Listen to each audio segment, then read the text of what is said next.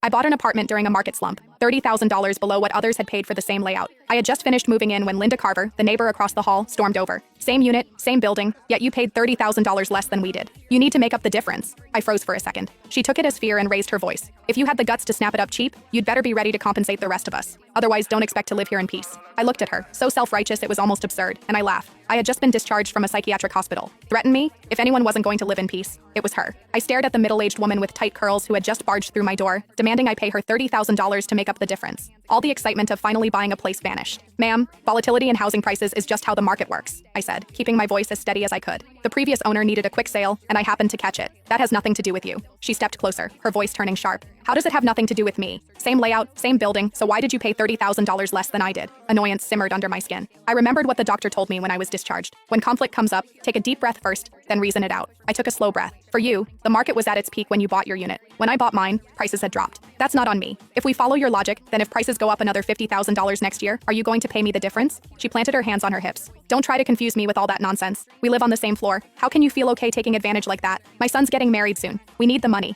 You bought it cheap, so you make up the difference. If you don't fix this, don't expect to live here in peace. I let out a short laugh, irritation bubbling over before I could respond. She suddenly lunged toward my luggage, reaching straight for my bag. Where's the money? Hand it over. $30,000 and not a cent less. A flash of anger shot through me. How could someone be this unreasonable? I was just about to pull out my phone and dial 911. The moment she saw what I was doing, she spun around and headed back to her unit. As she left, she tossed over her shoulder. If you don't pay up, we'll see how long you last here. I gave a cold laugh and ignored her, shutting the door behind me. That afternoon, I went downstairs to Harper's Corner store to pick up some essentials. Denise Harper, the owner in her 50s, scanned me up and down before asking, "You just moved in? 6th floor?" I nodded. She glanced outside, then lowered her voice. "Linda Carver from 601 just posted in the resident group chat saying you bought the place to run some kind of shady business." I froze. "What?" She sighed. "You got that apartment cheap. Their family can't accept it." She pulled up the chat and showed me. The messages were filthy. Linda Carver. At everyone. What do you reckon the woman who just moved into the 6th floor does for a living? I've lived for over 50 years. I know how to read people. What decent young woman lives alone in a place that expensive? You all know what that means. Now that you say it, yeah, that's suspicious. Where would such a young girl get that kind of money? Those kinds of gigs out there pay fast. Don't let her ruin the atmosphere of this place. Heard she's not bad looking? That makes it even more likely. Anyone got her contact? Just curious? Haha, not gonna do anything. Denise shook her head. They drove out the last person who lived in your unit the same way.